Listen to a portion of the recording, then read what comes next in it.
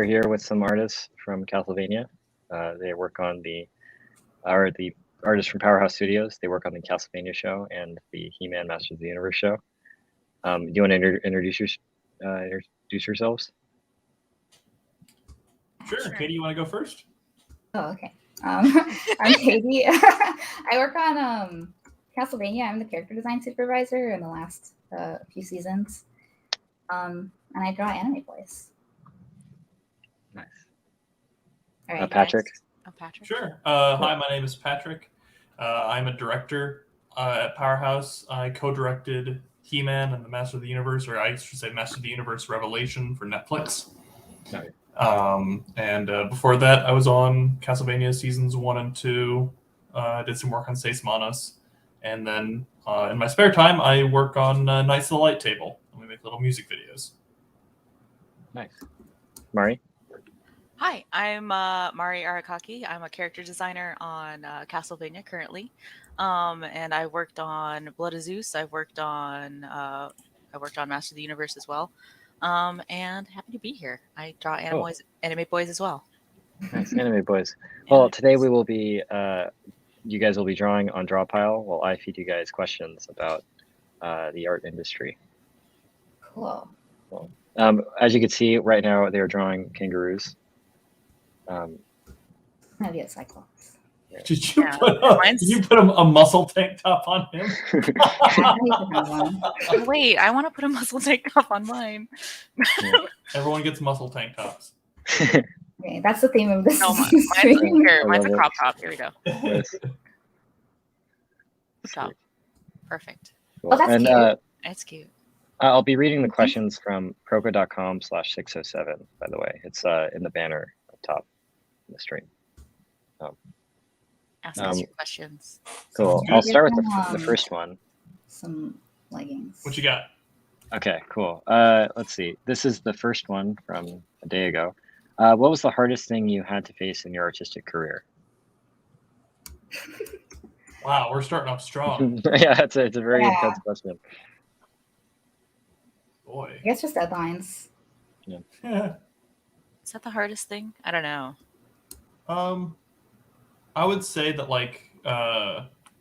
the transition of skills has been relatively difficult.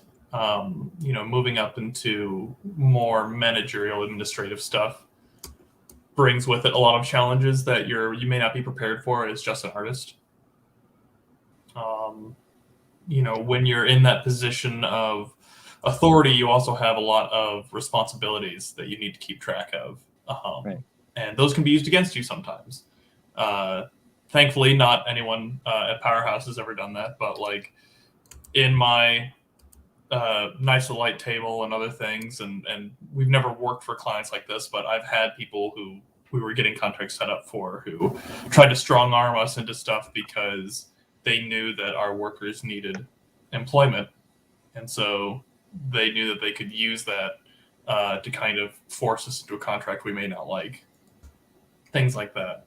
I'd say those are probably the most difficult things to navigate. And so far, so good. I think we've done all right. Would you say, as you got more into the administrative side of production, you draw less than you want to, or? Oh yeah. Well, less than I want to is an interesting term because it's you should go into it understanding that is going to happen. Right. But yeah, it's infinitely inspiring to see everybody produce this amazing animation coming out of Castlevania, coming out of other shows, and you do miss being kind of in that arena with those artists a little bit. But on the flip side, you also get to see people grow and help people grow, and I think that's insanely rewarding. Yeah. For me, drawing feet from the back view is hard. It's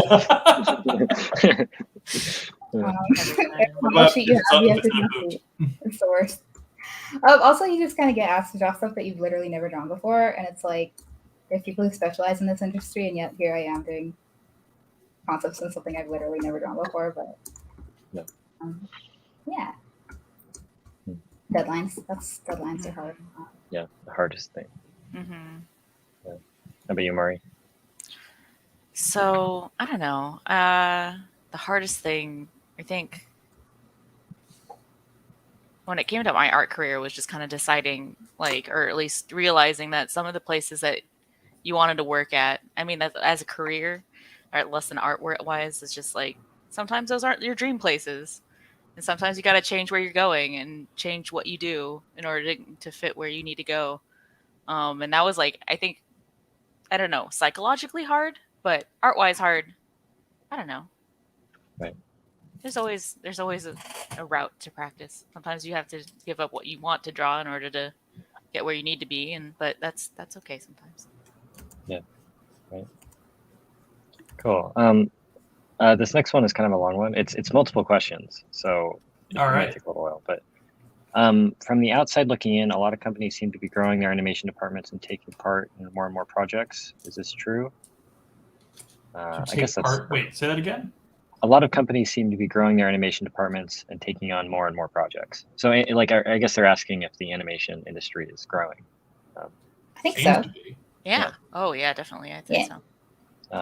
And I guess the second part of this is kind of relevant. How hard is it for someone a little older, late 20s, early 30s, to switch from a non-creative career to something in the animation industry? What advice would you give to someone trying to do that in terms of learning, networking, and where their focus should be? Boy, there's a lot to go in there. Yeah, it's quite a complicated question. Wait, I'm sorry. Could you repeat the last part? What advice would you give to someone who's trying to do that in terms of learning, networking, and where their focus should be? Networking. This is someone who's like 20 and 30s. Yeah, late 20s, early 30s. You know. Yeah. So just starting off from scratch. Yeah, posting stuff online will always help. Yeah.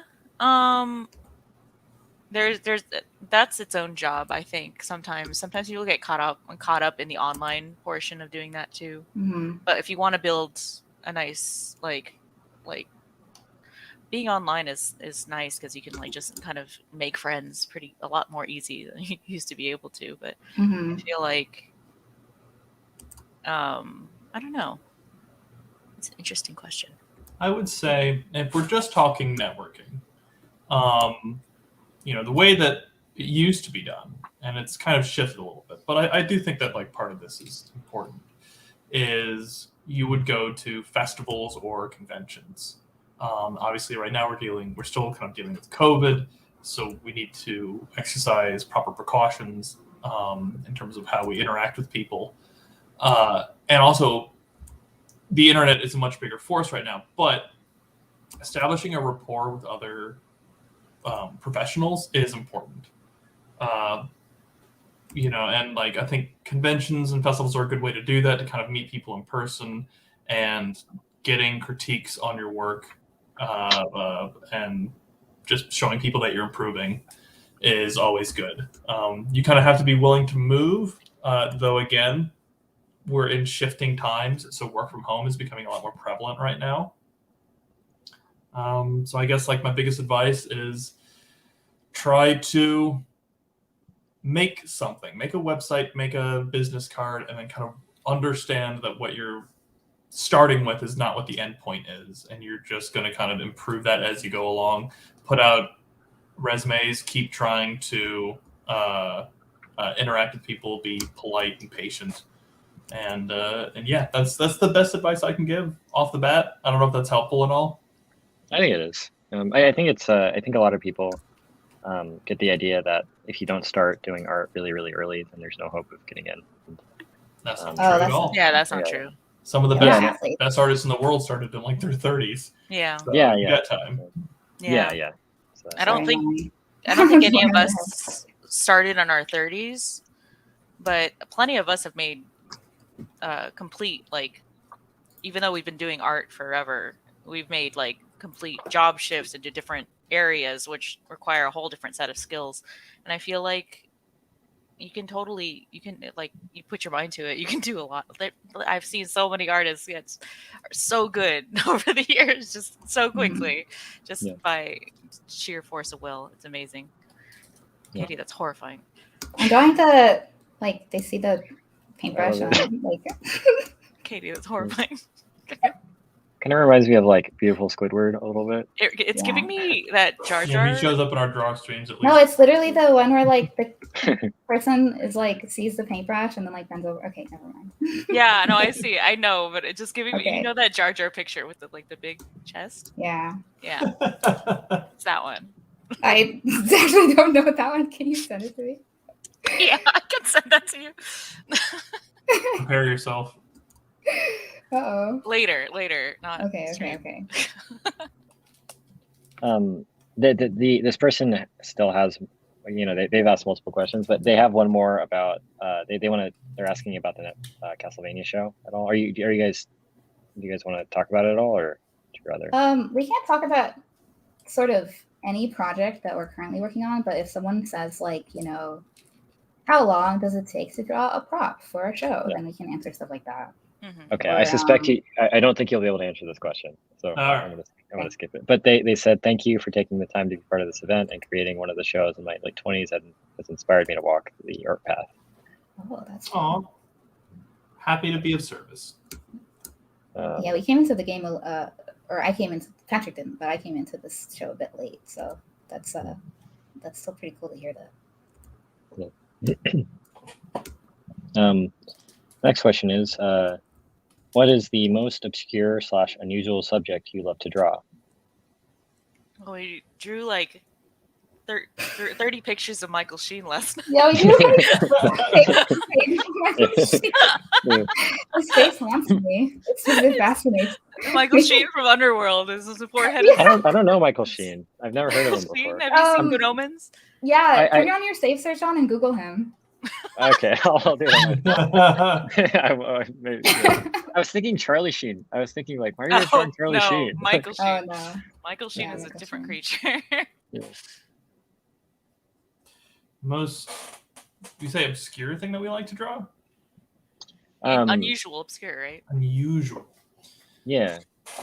Well, I guess when we recorded our podcast together, you guys were talking about like, having to, I guess do, because in Castlevania or any of those shows can be very brutal sometimes, and Mm-hmm. having to, look at reference to, draw that sort of stuff. It's not necessarily, it's like that is part of the job, I guess, is. I don't know how unusual that is. Is it unusual? Yeah. I mean, we definitely had I a feel lot of unusual prompts for these Yeah, shows. It's true. Right. It's true. Yeah. Look at any But of the like creatures. what's unusual that we like to draw? Yeah. Oh. I'm pretty basic. Any That's of fine those? I guess I like drawing. I guess gore can be fun to draw though. Yeah. Yeah. Yeah, that's 'Cause it becomes less human and it becomes more you're just drawing a bunch of little curvy, squishy lines and adding lots of juicy highlights to it. Yeah. It can be pretty satisfying. I like drawing really heavy dudes. Nice. Nice. Like, I don't know. There's something about He's quite good at it. well, Yeah, like you're the very term good like at the barrel, not barrel chest. Like there's what's it like 6-pack for like abs. Yep. Mhm. I've always thought that the kegger is a good term for the type of torso that I prefer to draw, which is like, I'll do like an example. It's like the muscle gut. Oh, like this kangaroo? The kangaroo doesn't really. I mean, he's got more. That's more of like a long animal torso. Okay. The muscle gut's got is like this. You see it in like strongman competitions all the time. That's Okay, like the yeah. funnest 6-year-old to draw. Yeah. Okay, I got it. Yeah. Oh, that one. Nice. Yes, A muscle gut. Nice. Those are great. they are. Those are quite good. Kind of like the Hulk or something. No, the Hulk still's got abs. Okay, got it. Yeah. Some versions of the Hulk. I've seen some versions of the Hulk where I'm like, yeah, that one. Like, I Yeah. like that one better. Yeah, Mhm. Thor. That one's cuter. I don't know why they're cute to me. They're cute. But that's. Let me just put a little star next to it. Yes. That There one. it is. Nice. Thumbs up. Nice. So far, no one in He-Man's got this yet. That body type. Yeah. Also, just realized I put his head way far back, so it looks like he's got massive titties. Hell yeah. Wait, that can be the first iteration of like turning into the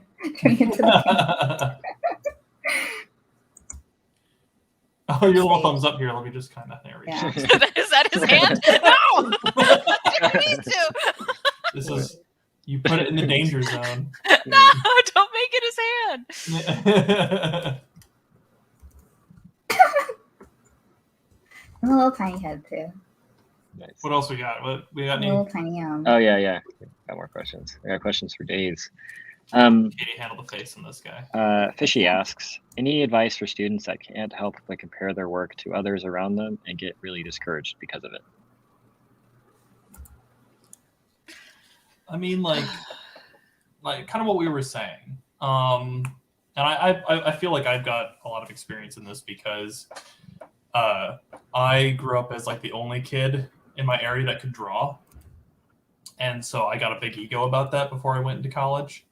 Yeah. And then that continually got absolutely dashed in every step of my career. You know, I got an internship. I thought I was the bee's knees. I got this cool internship. I'm going to go. And then like the minute I get there, there's like a kid who's like half my age and can draw circles around me. Right. And I was like, oh crap. And then similarly, when I got to Powerhouse, I was exposed to a lot of people who just, because I had no experience, I didn't know you could draw that good into all these different things. And so like, I would say as someone who went through that, you just kind of have to swallow your pride a little bit and just accept the fact that like, it's not like an innate ability that you get at some age. And then like, if you miss that, stop, you're never going to get it. It's just that different people learn different information at different times. So, you know, whatever amazing thing this friend of yours is doing, instead of focusing on how you can't do it, understand that it's more of a puzzle to solve. How can they do that? They know something that I don't know, so maybe I can ask them. Maybe we can learn together, and like it becomes a more collaborative experience. And when that's the case, everybody wins. Yeah, steal whatever you can. If you want to draw better folks than you, then draw those folks. Mm-hmm. Use it as a learning experience. Don't let it impede your progress. Let it fuel. Yeah, I mean every single day, like it's funny if you look at the Castlevania character design chat and like you search feet or legs, it's like I can't draw legs. I can't draw. Like everyone in the chat is just like, like why can none of us draw legs? Yeah, we still do that every day. I mean, like even on a stream, like I'm comparing my line work to Maury's. It's just beautiful, and also this kangaroo for memory, which yeah, I couldn't do that. So, but there's stuff that you can probably do that other people can't. So you like it? I don't. That's so nightmarish. I'm glad you like it. He needs a couple little hairs. Oh, I was gonna do. How do you like my my guy up there? I like how long his neck is. Yeah. I thought you were gonna turn that into his head, but no, it's like super long. Like I like how he has no ears here. Let's give him an ear. It's very, very phallic. Oh no! Oh man. Okay. That's they He's put me in working charge on of the monsters. hairs. They put me in charge of monsters this season. I like it. Wow. Welcome to the Powerhouse Cursed art stream. Yeah, super cursed. I'm honestly, the more cursed, the better for You haven't me. even drawn Michael Sheen yet, so. Yeah. If you guys want to draw Michael Sheen, We should draw all the Sheens. yeah, Michael Sheens and kangaroos and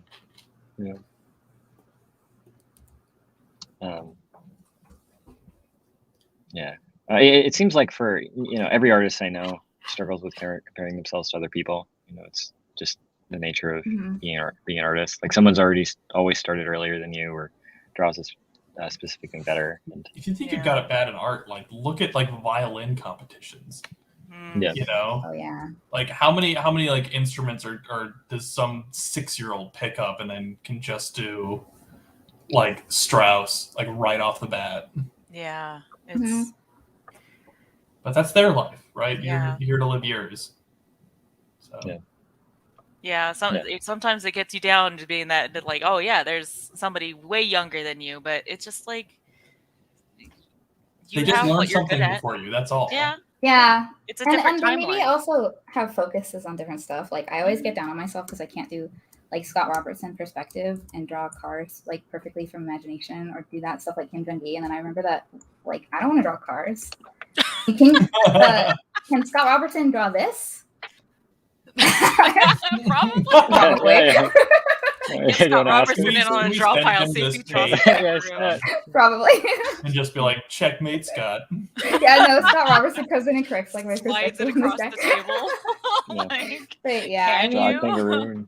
there's stuff that I think that everyone's like I compare myself to every aspect of everyone's best art, and it's like, cool, this person's been drawing this thing that I've never drawn for their whole life, so just people seem to think that like if someone else learns something before them that they can't learn it, that like but it's like, no, you can learn most things in like under a year. Like whatever they're doing, you can still figure it out. Yeah, I think it really matters what you're actually saying with it. That's probably the most important thing. Like I use a comparison. It's like learning how to draw and draftsmanship is like punctuation and grammar. Like I don't know honestly how to use an independent clause or what a semicolon really is, like how to use it technically. But I can speak good enough English to communicate the ideas I want to communicate. And you don't necessarily need to be the best draftsman in the room to communicate the ideas you want to share. Like George Lucas probably isn't that great at drawing anime boys, but we don't know. Yeah, we don't know. I don't know that much about him and his what he does in his spare time. Like I've never seen his house. There's like I don't all know. kinds of like card captor Sakura stuff like everywhere. I have no idea what Sakimi-chan looks like. Maybe like, George Lucas is Sakimi-chan. I just traded Star Wars so people would leave me alone. Yeah. Wow. George Lucas moonlighting as Sakimi-chan. That's just a brain blast. Yeah. Took psychic damage from that. I have a special request from a member of the Proko team, Steven. He says, special request from the Proko team for warriors of virtue looking humanoid kangaroos. Warriors of virtue as kangaroos? Yeah. Like I think warriors of virtue. Do you know warriors of virtue? No. Is that it's like an 80s property? And it's I think like so, yeah. Teenage Mutant Ninja Turtles, but instead they're like kangaroos in the forest. I think so, yeah. It's like people in outfits that. Yeah, I yeah. remember. Like, weird makeup on, and it's horrifying. Yeah. I was like, wait a minute. I think I do know this. I have to pull up a reference for that. I can't just pull that out of my brain. I Googled it, and I'm regretting it. Here you go. Have one of these. One of these. Oh no. Oh jeez. Oh no. So instead of drawing that, why don't I just give you some Cats 2019? They've got that Tim Burton. Oh wait, most obscure things that I like to draw, everything as a cat of 2019. Just devolves into Cats 2019 all the time. Do we have any more questions? Yeah. How would you describe the process for referencing Castlevania's artwork for animation? Referencing it for animation? So the style started with Ayami Kojima, who did the Symphony of the Night artwork, and then Sam Dietz, the director, interpreted it into model sheets for animation, and then I am interpreting that because Sam likes to go do like storyboarding and animation and all of the directing and stuff. So then I'm sort of like trying to analyze that style with a protractor and be like, okay, this character has this many eyelashes, and this is how you draw the eyelashes, not this. And then I don't know. And then I just sort of try and like let the team know that the really weird specifics, like if you draw an eye, instead of drawing like a perfectly round pupil, right, like this, you draw a pupil like angular and kind of horizontal. So if you see the whole pupil, it's kind of like an oval, right? And a lot of broken lines everywhere. And, instead of drawing like a big old round, perfectly round pupil, you'd like make it all angular. There's just like a bunch of stuff like that I try and notice it, and then I try and pass it on. And I mean, me and Sam's interpretations are different, but I think it's close enough that, what they say, good enough for government work, right? Yeah, I'd imagine that the I guess workflow for animation, it's not, it's pretty fast, right? So it can't necessarily, Mm-hmm. focus on tons and tons of detail all the time. No, you have to parse stuff down. So, like we just can't draw 17,000 belts. If a character has 17,000 belts, so they might get like one belt, and the buckle instead of being like a full, extremely detailed buckle, it will just be this. Trying to make this as cursed as possible. You have to find out, I guess, what the elements are of that character that are necessary, and which ones are. Distill them. Right. Yeah. Is there anything that you guys like are annoyed at when you see it in a portfolio, or things that you look for in portfolios, like things that you wish more students did in portfolios? Elderly people. If you are trying to look into more anime style work, I see a lot of portfolios where it's just like it's their own story. But their own story, like they'll draw the main cast of 5 characters, and they'll have like all different body types, all different skin tones, and all different faces. But then, like just include one elderly character or 2. Like if it's a cast of 5 people who are going to like a magic school for your project, then draw a nice old principal or something. Just draw some elderly people. That's something I look for, because it's easy to rely on shorthand for younger characters, but for older characters, you need a little bit more, like, I don't know. It's just something that I like to see. Mm-hmm. What about you guys? I would say that I've been looking at a lot of storyboard portfolios lately. And it's difficult because part of it is also Powerhouse is a particular kind of style that we look for. We do a lot of action shows. And I've been getting a lot of portfolios that are mostly comedy, drama, or performance based. And I think performance is fine. I think too many board artists rely on kind of animating these performances than they do selecting really interesting shots to convey the same idea. So that's my thing, is I just kind of want to see more. That and like draftsmanship seems to be kind of low in a lot of boards. I think people assume because it's shorthand that they don't have to put as much time into like defining their shapes. Mm-hmm. When really, it's more about reducing detail that you don't need to put in boards than it is about leaving things undefined. And yeah, so that's the main 2 things I would want to see like less of. I want to see better draftsmanship, and I want to see like more interesting shots that actually play in the environment. Cameras in interesting places, right? Did you put it? Is it looking out from inside a shelf, right, or inside a cabinet or something that the character is opening? Is it like high angle, low angle? I've been seeing a lot of very flat compositions with a horizon line right down the center and performances kind of happening in front. And it's like less of that. Let's get more. Let's play with the camera more, I would say, and then take some time to kind of draw the characters a little bit tighter.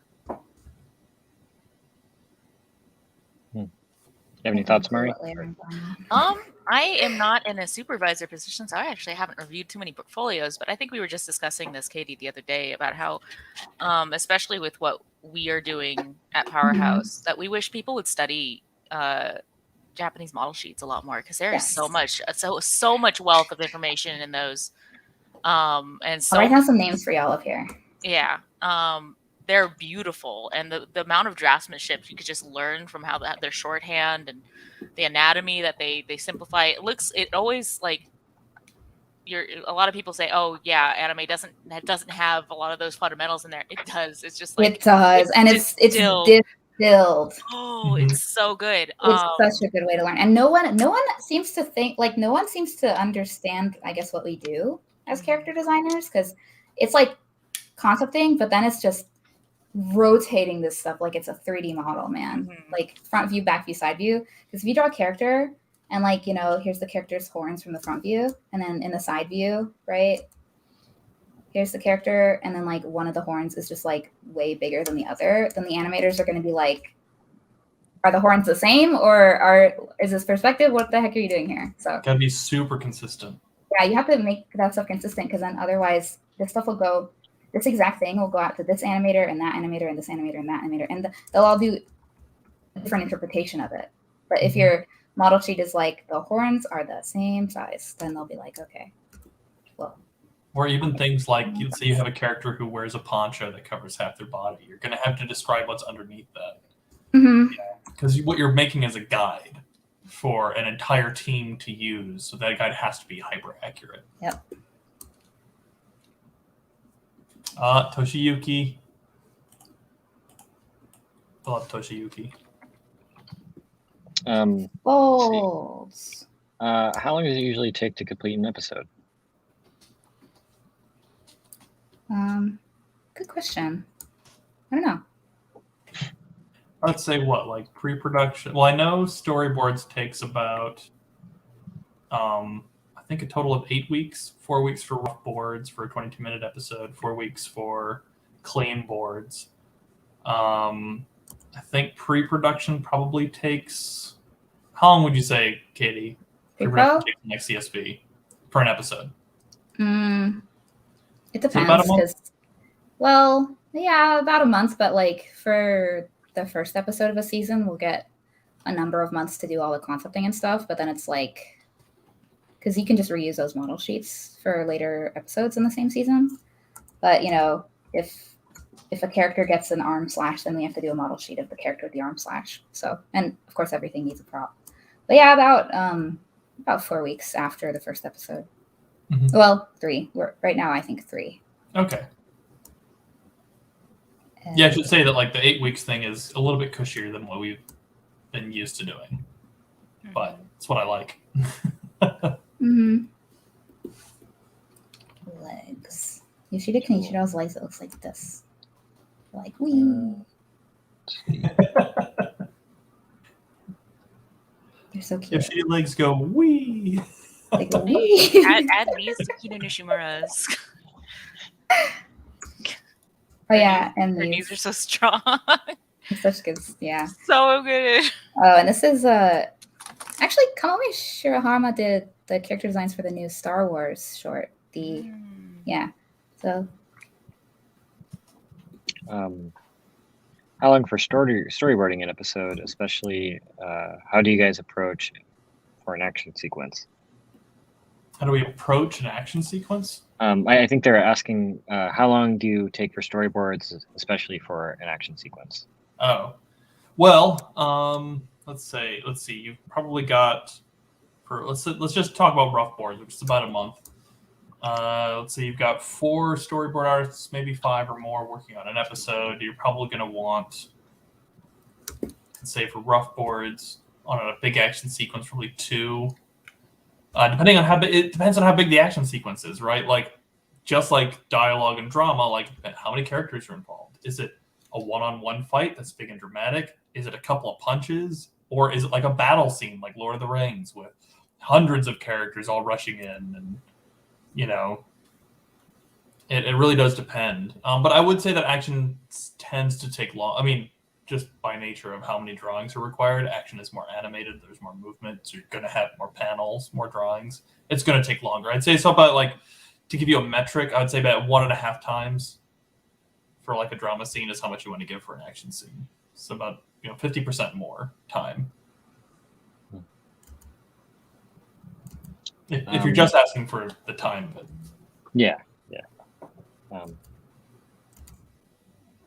Cool. Let's see. Has the use of 3D? Sorry, go ahead. What? Okay. I wasn't going to say anything important. Okay. Got it. Has the use of 3D software changed the processing of concepting environments, staging, and storyboarding for Powerhouse? Concepting for BGs, yes. Concepting for environments character are almost design, entirely in. Yeah, they use Blender pretty much exclusively. But for BGs character are design, background, right? Yeah, BGs are background. But for character design, the problem is that if you do a drawing and then you do a 3D model and they're not perfectly exact the same thing, then people again won't know which one to reference, the 3D model or the prop sheet. But I've been doing them lately for like if a character has something that I just don't know how to draw, like a specific hair braid that goes like around and it has a certain number of hair sections in the thing, then I'll sculpt that out just for my own reference for doing model sheets. So it's You're accurate using for VR, people. right?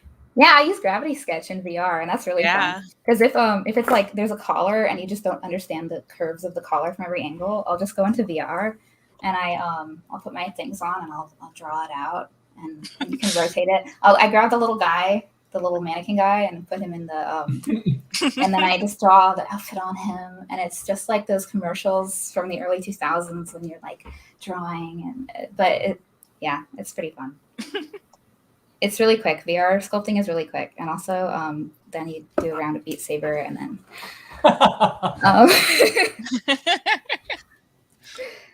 For boards, it's similar to backgrounds. We use 3D models in Blender for creating. We'll create a set, and that's where we get a lot of our camera angles. It doesn't just help in terms of one, our board artists don't have to draw backgrounds, so that saves on time. But two, we can then render out those backgrounds and send it to our outsourcers to use, and that helps them with the perspective. And so yeah, it was basically like we kind of get the layout process done in one program. Yeah, there's more steps involved, but that's the general gist of it. Mm-hmm. It is very helpful. Yeah. Nice. Cool. Let's see. Are medieval/gothic themes a big inspiration for your style/art direction as an artist? If yes, what show or literature influenced this? If no, then what theme greatly influenced your art style and direction? Ayami Kojima. She's kind of the founder of that style. And I think that Ayami Kojima is pretty influenced by Bernie Wrightson. Because I remember seeing some studies in an art book, which I have right here. And, you know, there's all of the 90s OVA stuff that Sam was influenced by. 90s OVA anime is like really, really detailed and beautiful. Of course, Vampire Hunter D has like a lot of that stuff too. Yeah, I've actually had this art book since I was like 15, so it's wild that I work on a show now. Nice. That's cool. Crazy. Oh, did the Drawpile go down? Oh, no, I He's was trying to just show trying to show the art book. Oh, okay. Oh, good. Like, yeah, this artist is definitely influenced by Bernie Wrightson, I think. Oh, shit. Oh, sorry. It's so intense. Yeah. Crazy. My wrist hurts just looking at that. So pretty, though. Mari, how about you? Oh, I love Ayami Kojima, but I don't know. I've never been gothic. I like the aesthetic, but it wasn't like super inspirational for me. I always liked like turn of the century illustrators, I think. Mm-hmm. And then I got into just I love the way anime artists are drawing sete these days. It's so that's really inspirational to me too. Like that word, I'll write it out for you guys. Oh yeah, sete. Sorry, going back to sete again. Sorry, but I loved back when I started in school, because I wasn't going into animation to begin with. I was doing illustration and going into games originally. I loved Leyendecker. I loved all sorts of game studios, what they were doing with stuff. And then I moved on to animation, and now I have a different interest, and now I have all sorts of things in my back. I feel like that's a good way to look at it, because a lot of us got into this not necessarily because we were particularly, like, I wasn't particularly drawn to Castlevania, right? Like, my style is 1930s cartoons, like Looney Tunes and Disney, and then somehow I ended up drawing anime, which I think speaks more to the fact that everyone working on these productions can match that style because we're professional artists, and that's kind of a skill set that comes with it, or that is expected of you. Is that, you come into Powerhouse, come into a studio, you might be working on your dream job first, or you may not, but whatever it is, you're expected to match the style of the production. Yeah, and sometimes it's harder to match if you didn't grow up with those aesthetics. Like, it's really hard to teach someone anime if that's not their passion. Tell me about it. Anime is like you draw a moe girl, and then moe is like cutesy anime. and you draw like the nose just 2 pixels too low, and it's wrong. And how do you possibly explain that to someone? Because it's not like based on specific forms. And it's sometimes it's not even wrong. It's just a different era. Exactly. Yeah, it's just like, This era oh, is it's more 80s bubbly. cute. It's not now cute, and you're like, oh no, Right. what does that mean? Exactly. Why is the cheek so much bigger back then? I don't understand. Oh yeah, and the chins were bigger back then. Mhm. One fun thing about anime is that like when you rotate a chin up, instead of the chin going up like this, right? So here's the nose and here's the mouth. In anime, when you rotate a chin, instead you just make this longer. Or like on 90s anime specifically. Oh yeah. Yeah, and then this is she's like, Well, who wants to figure out what that looks like? pathetic. Pathetic. So yeah, there's stuff like that where I don't know how you'd really explain that stuff to people, except I just literally did. So Nice. Next question is, let's see. Do employers actively look at social media and reach out to artists? Yes. Mm-hmm. Well, Powerhouse did. Well, yeah. Powerhouse did. That's like Sam's forte. Is that he finds a lot of really amazing artists on their social media, and then we'll reach out and be like, "Hey, you want to work on Castlevania?" And the answer is usually yes. Isn't that how you guys were hired? Yes. I was at school. Me and Christian went to school together. Yeah.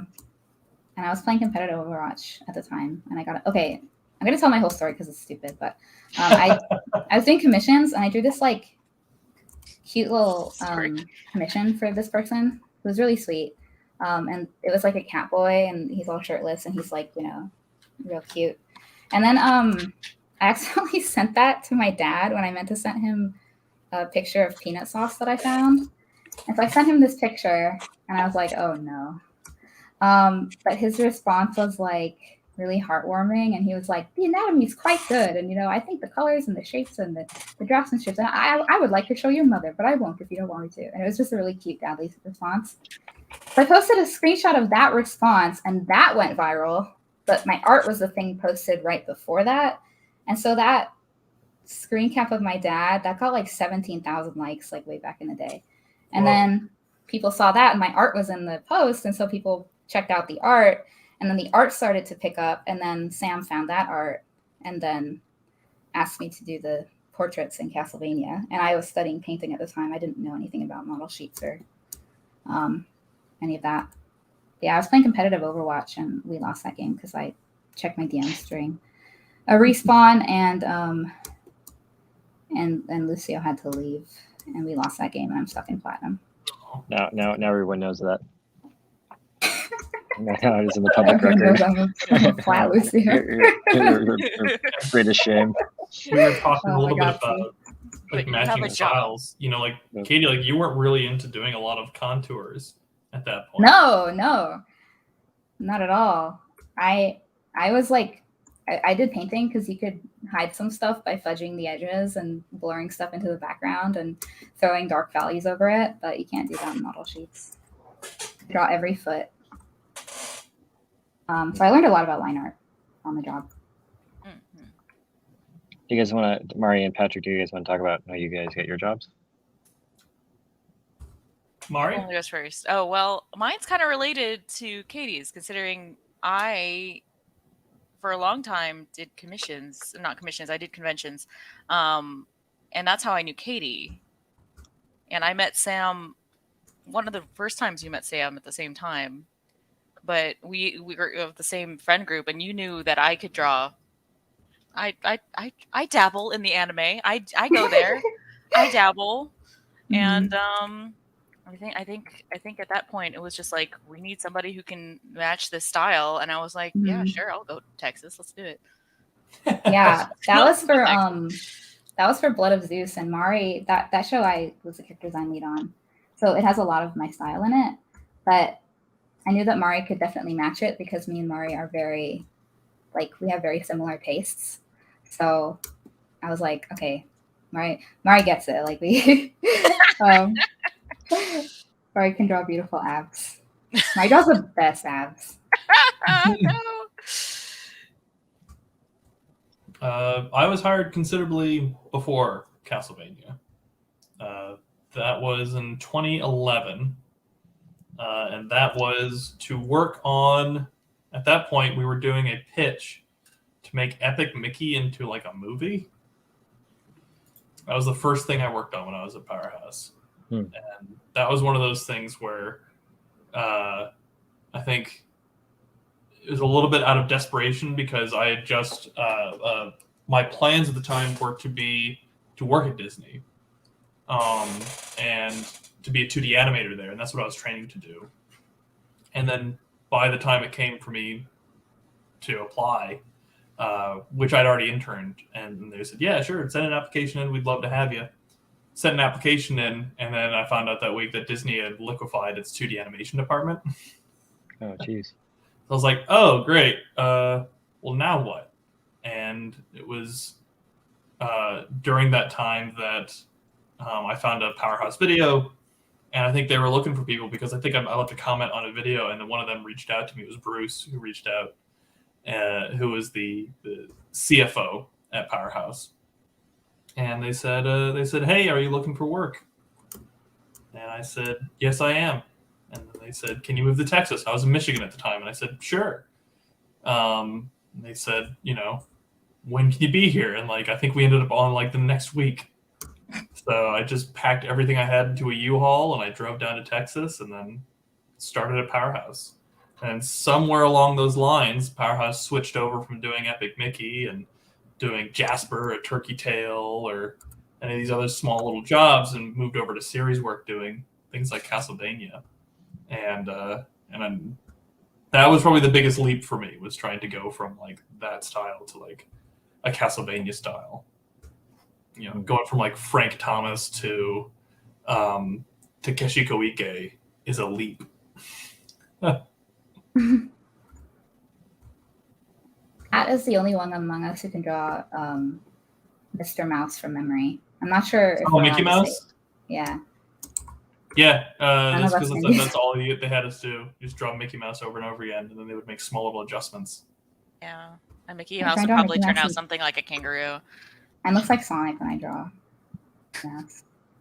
I know how to draw Sonic. You're drawing Sonic. Like, I never... It's like this, and then his eyes are like this, right? There you go. Watch out, Tyson Hess. For Mickey. Are you turning him into like a Sonic Mickey? No, I'm actually trying my best. But does he have eyes within his eyes? Oh, no. Sometimes. So it depends on which one you want to do, but sometimes. Oh, that's a big nose. Right, like the old 1920s, 1930s one, it's just like the black eyes with the brows. But beyond that, in like the 40s, he gets like the white in his eyes. Are we all drawing Mickey Mouse now? I don't know. I'm Gotta get some of them sued. look kind of like Sonic, and I don't like it. God. My Mickey up here. Here's the next question. Hello, thank you for streaming. I've just graduated and I'm trying to strengthen my portfolio and skills. I didn't get to take any animation classes in college, and they're asking, what are must-know things for illustrators getting into the animation industry? Must-know things for illustrators getting into the animation industry. That's what you want to do. Want to be a designer? Do you want to be a background person? Do you want to be a storyboard artist? Yeah, you gotta pick if you your want to be a character avenue. designer, look at these guys. You do have to pick your avenue, though. Yeah. Yeah. Yeah, because that way you know where to start and you know which job you want to go to. But if you try too many things at once, then it gets really complicated really fast. Yeah, it seems like Is his head like that? oh jeez. Am I wrong? I had a doll like that when I was a kid. That's great. I'll start doing like the it's like the ice cream lollipop version from the ice cream truck, whatever it is. Ice cream pops. You know what I'm talking about, right? The Bugs Bunny, Yeah. Oh, the Ninja yeah. Turtles, the gumball eyes that are always So like messed up. mean. I love it. You're right, though. Here, this one. Mine's Yeah, not that's really great fine. either. I don't. This was not a good It's version of it. Sonic Pop. That is exactly what the Sonic Pop looks like. What is the Powerpuff Girls? Get me a couple more of these specific These little blondes. with these little blonde word. Yeah.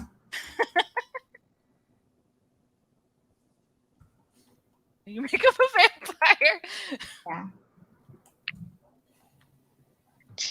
What other questions you got for us? Let's see. Got a bunch. Trying to find ones that are You guys exciting. want to hide our layers and start anew? You can start a new one. Okay. We got quite a bit going on this one. We don't have to stare at these scary kangaroos anymore, even though I'm Well, sure whoever I'll is streaming would have to hide them too. Oh, that's true. That's true. That's fine. No, do I have to? Yeah. Hide some stuff? If we make new layers, then we will have to hide. So let's All right. go ahead. Here, I'll just. But we also have about 10 minutes. Oh, that's true. Okay.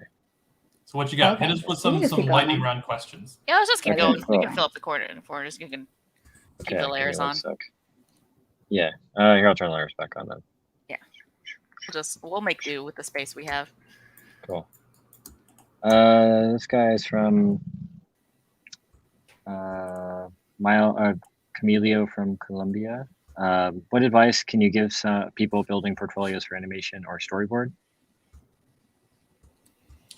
Oh, well, I would say the big thing is draftsmanship. Work on finishing your drawings, be they storyboards, be the animation. Like, it doesn't have to be to the level of, full on like second key animation with all the two-toning and stuff. But like, I do want to see some stuff with final lines, not just because that'll like what that's telling me is what I need to know in terms of like, can you make something that I can send to an outsourcer? But in terms of personal improvement, taking it to that level will also expose weaknesses that you may not be aware of in your rough drawings. I agree. Draw clean stuff, like pixel clean. Because then you can't hide behind line weight or... I mean, line weight is good, but sometimes outsourcers can't use line weight entirely. Actually, scratch all that. You can use line weight, but just make it clean. Yeah, very clean. And then the other thing I would say is, in terms of stuff to show, if you're look at who you're applying to. If you're applying to DreamWorks TV, you're going to have a different set of things you're looking for than if you're applying to Powerhouse. If you're applying to Powerhouse, we're looking for, can you do the Sakuga moments? Can you do these really high draftsmanship, kind of criteria that we require for our animations? For storyboards, we have a lot of like drama, and a lot of high action. So can you do those things? Can you work in these complex 3D environments? And at the same time making something that's economical. That's another thing that we have to think about is we can't spend a lot of time animating a character standing in front and doing a performance for the camera. We kind of have to have Alucard lean up against a railing to deliver his dialogue without moving very much, because we need to save that money and put it towards those fight scenes. So that's what I would say. Yeah, anime has a lot of really efficient boarding. Like, I think Evangelion and like Cowboy Bebop are both really efficient. That's what people have told me. I don't actually know much about boards. Yeah, I think the comment about knowing where you're applying to is like really important, because a lot of times people just don't know what they're just like, yes, it's my dream job. But what I've heard that you just need to have all of these things in a portfolio. So I'll have a portfolio that just kind of hits all of the different things that I've heard over the entire industry, and it just really doesn't. It doesn't cater to exactly what the company you're going for looks for. And if you just try and do your research a little bit, I know it's a lot easier to find that kind of thing these days. Like what projects they're working on, what they're looking for. Yeah, it's. Yeah, like when I'm looking at portfolios, I don't particularly care if you can draw cars. Can you draw abs? That's what I want to know. Try it, boys. Yeah, I really like. If I see a car, it's like cool. That's what Draw an old anime boy. Draw an old anime boy. With that said, for one of the projects that we've been looking at, like we actually have been looking to see if people can do like hard surface design, right? Mm-hmm. Yeah, it's always good to have one person on the team who can do that. Yeah.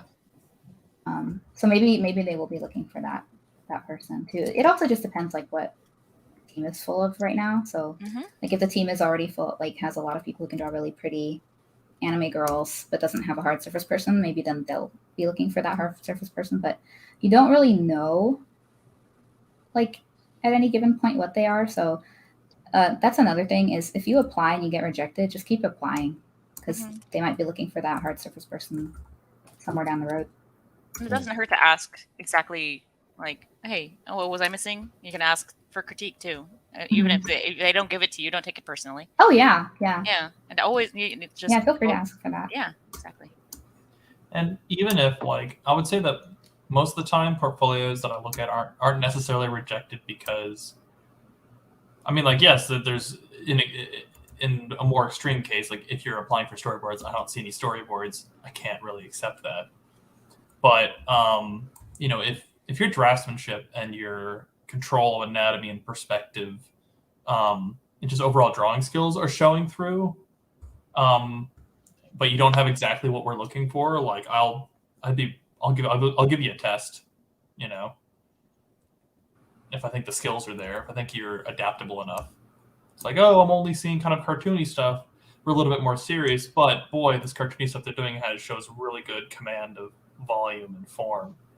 Like I'll happily give them a test to see if they can draw what we need them to.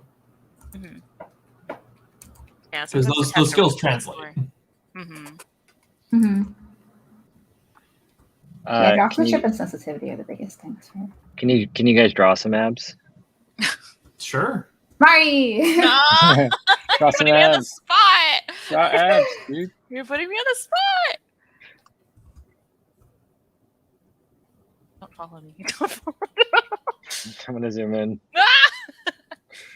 Okay, you guys are all drawing abs in different spots. Okay, fine. I'll join. Where I'll are we draw in going? this corner. I'll move my little bunny. Where? I like it. Or Abu. Oh. Our coworker Abu loves bunnies. Okay, here. I'll be over here. How big are your abs, Katie? Gotta start with the pecs. How strict are the deadlines in animation? Depends. Okay. That is all. Depends. Yeah. Depends. Yeah. I mean, we heard about Arcane. They don't have. Yeah, 5 years. They don't have the same deadlines that we do. I think I had a dream about Arcane last night. It's pretty good. I like it a lot. Yeah. Beautiful. I think it's very pretty. I think the board crew did an amazing job.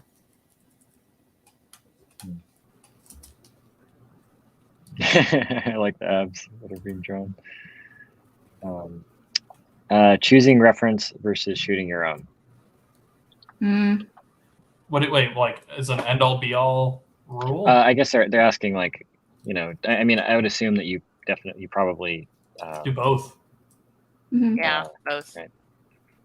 Because like there's times when you're just not going to find the exact reference that you're looking for. Yeah. Depends on how much time it takes. Right. Is it going to be faster for you to just take a picture of your own hand? I don't know. Probably. But I trace my I don't hands have all like the time. a tiger around that I can analyze for anatomy. Yeah. In a run cycle, so I have to look on YouTube for that.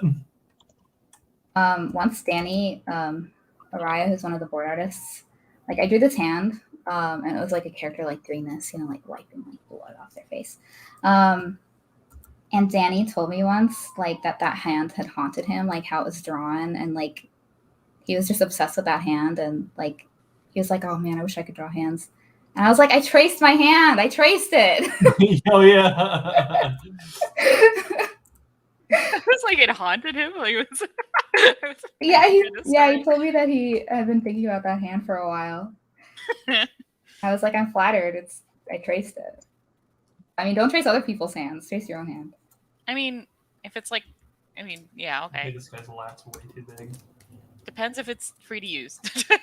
Yeah, or if you paid for it. Yeah, if you paid for it. Well, and also like how much you're referencing it too. It's true. Right. It's true. Yeah. Well, yeah, because you have to, like, you know, if a hand's like. If you're doing something for commercial, you want to add more just gesture trace to it. Yeah, when you're tracing, I'm adding like more gesture and stuff. So,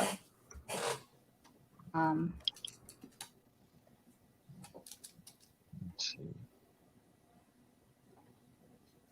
so- I'm looking for more questions.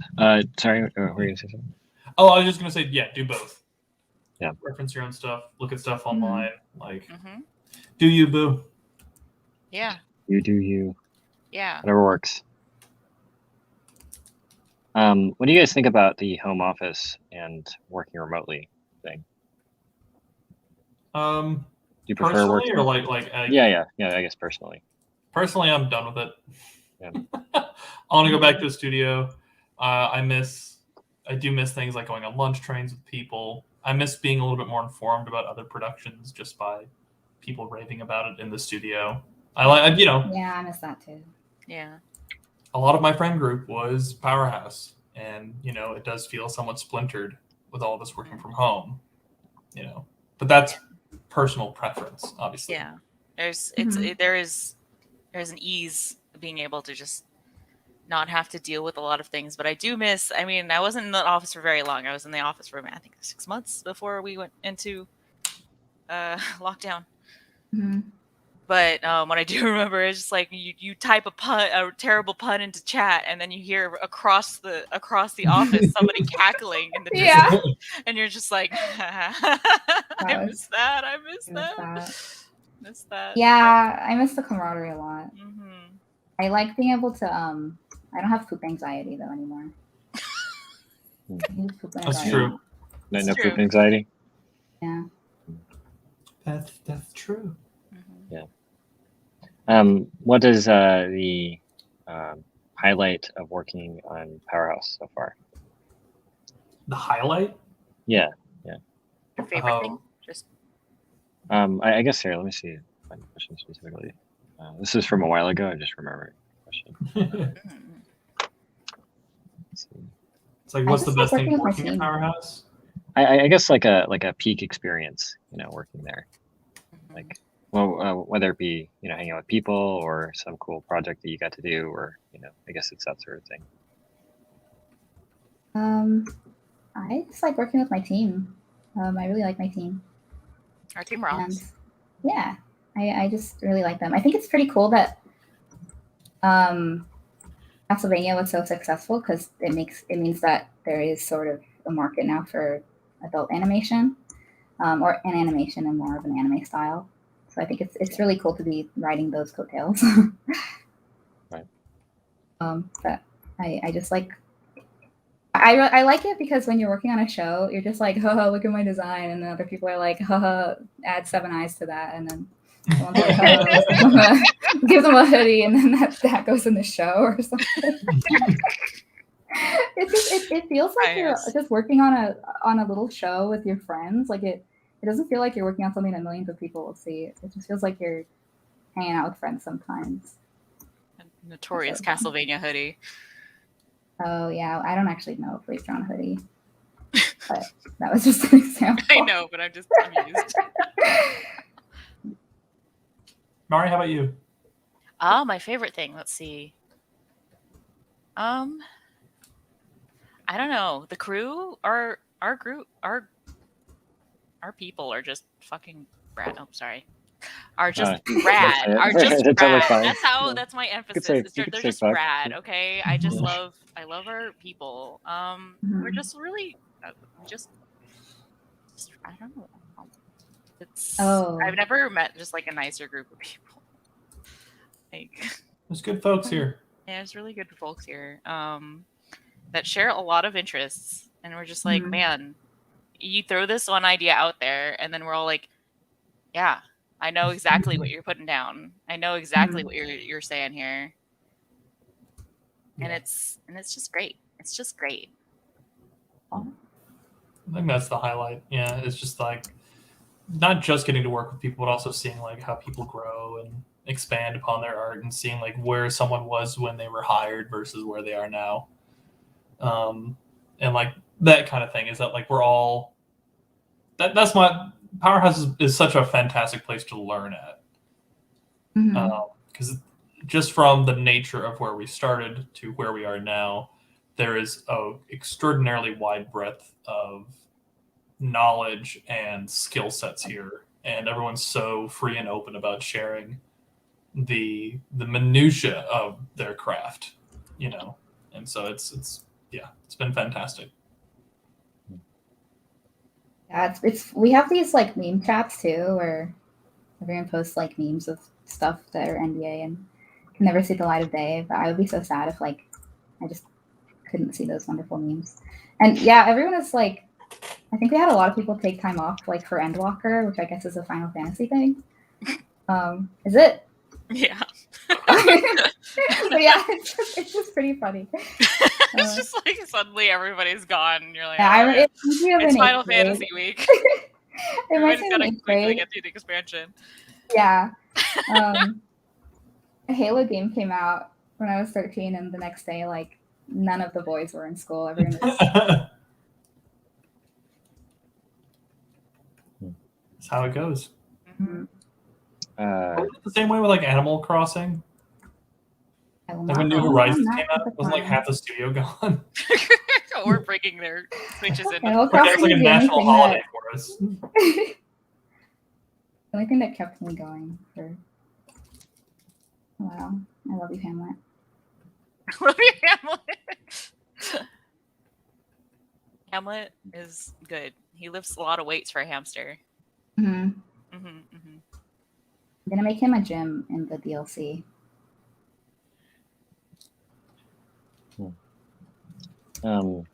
The next question, how do you deal with trying to draw consistently and keeping distractions in place instead of them ruining your drawing time?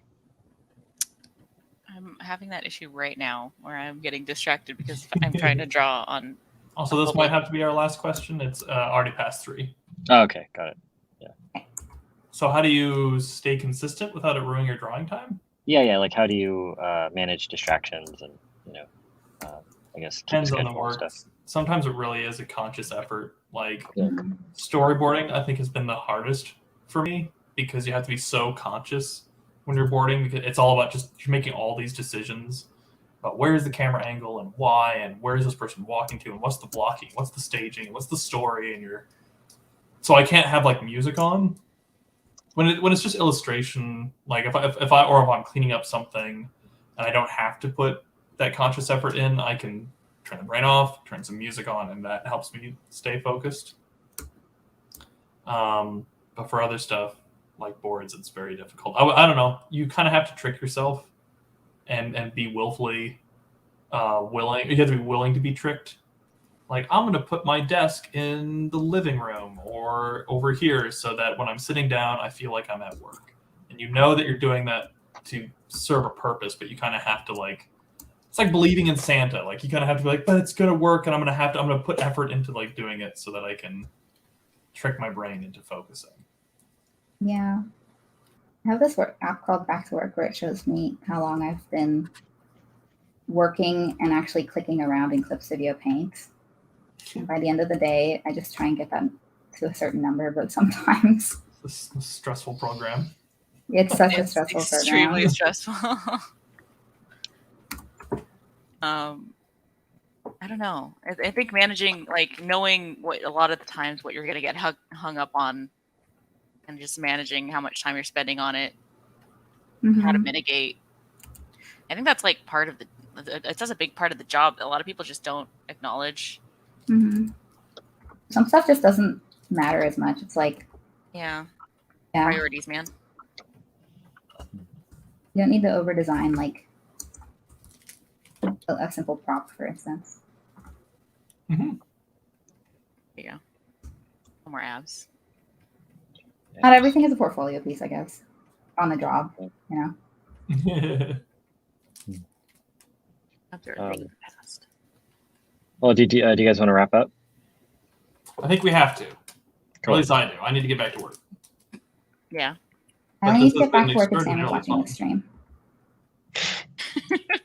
If it was Sam's watching the stream, he should have come in here. Yeah. Sam, are you watching the stream? Yeah. Like twice. You I have to go back deemed to work. that. I'm just kidding. I if you guys want to stay around, I'm totally up to stay around. Patrick, if you have to go, no problem. Mhm. Go for as long as you guys would like to. Alrighty. Do you want to shout out your social media / how people should follow you / anything? Hold on, I just have to finish making this man hair suit.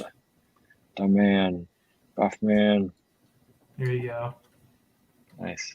He's beautiful. I love this lat. The giant lats. Giant bulge lat. It's Yeah. very cute. Those ones that like when they rest their arms down, it's like a fucking rock they're smuggling under there. They can't put their arms flat because their Yeah. lats are too big.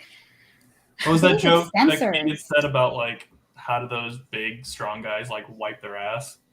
And he goes, "Well, I know how they do it. They use smaller guys like me to do it." Oh no. I don't know the comedian's name. That's not my joke. Oh, it's a good joke. You can Oh, find no. this and other hilarious tidbits at Patrick Stannard at twitter.com. Nice. Nice. I'll leave you guys to it. Thank you so much for having me. Thanks for joining.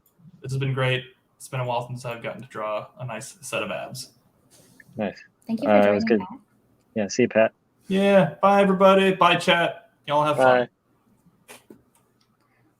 Cool. Do you guys want to keep answering questions or? No one on chat has messaged me yet. So. Okay. Okay. Cool. I'm gonna message Kevin, see if he can join. That'd be fun.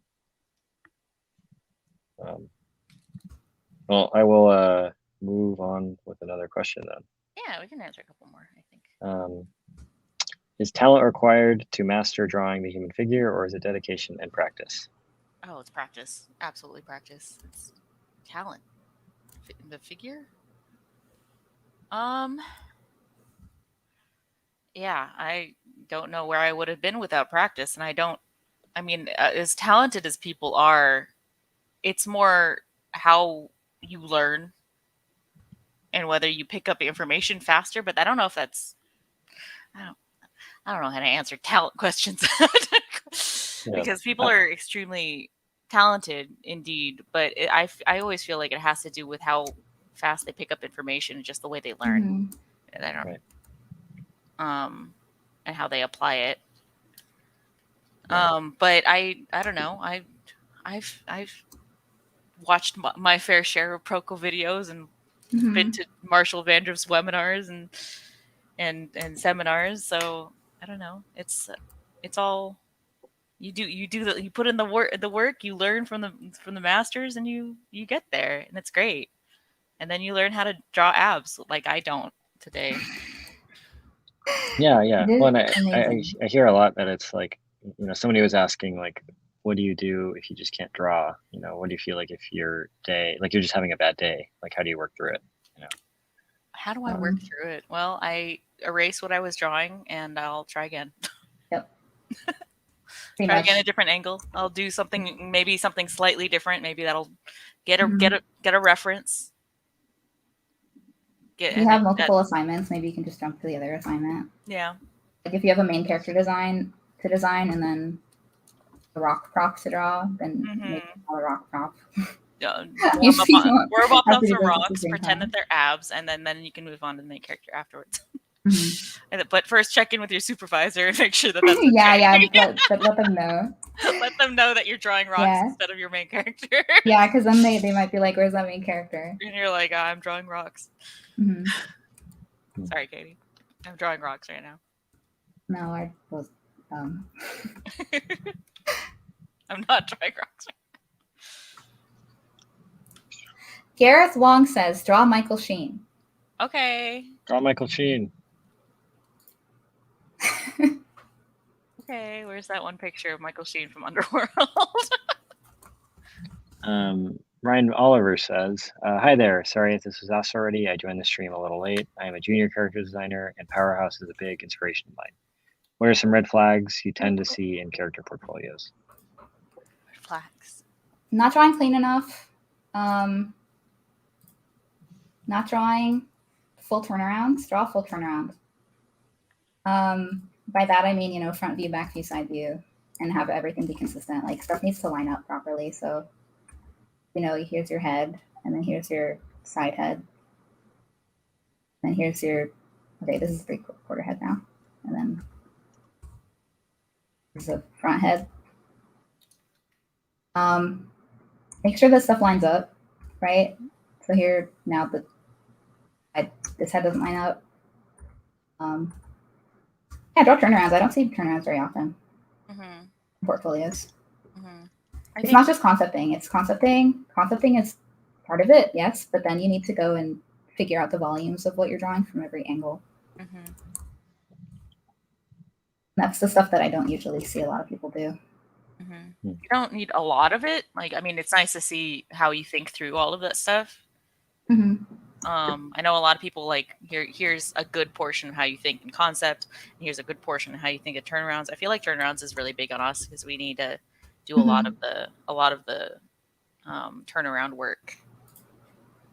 Yeah, you might be hired just for, if you're like a superstar and they just want your style, then you might just do concepts and then someone else will interpret it into turnarounds. But chances are, if you're trying to get into the industry, you will not start off as that person. You'll have to do a bunch of turnarounds. Yeah. So you can do that work, and it's going to be great. Although, yeah, you'll get to design too, but but you'll just have to do turnarounds of your own work. Yeah, it's easier to show what you can do that way, and then I don't know. For us in particular, we're looking for how well you can turn a form, and it'll be. Because at the end of the day, the stuff that we're drawing isn't like 3D models. It's not real. It only exists in drawings. So that's all we got. I'm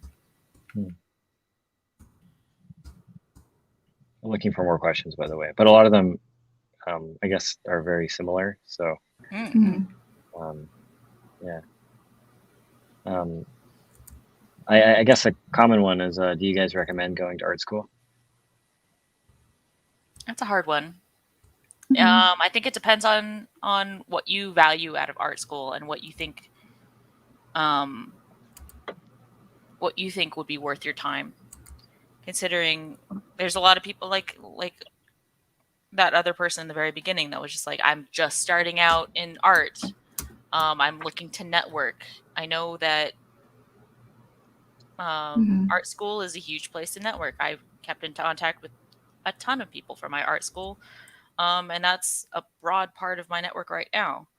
I would say that I learned more outside of art school in terms of what I kept knowledge-wise, art-wise, outside of the actual art school. So I don't know whether it was worth money that way. But I know a ton of people that say complete opposite. I met Marshall there, and I took a bunch of his classes outside there, and I love his seminars. So I don't know. It's a complicated question because art school is a lot of money. That's a money problem. There's so many great resources out there. It also depends on your situation when it comes to, I don't know, visas, just coming outside of the U.S.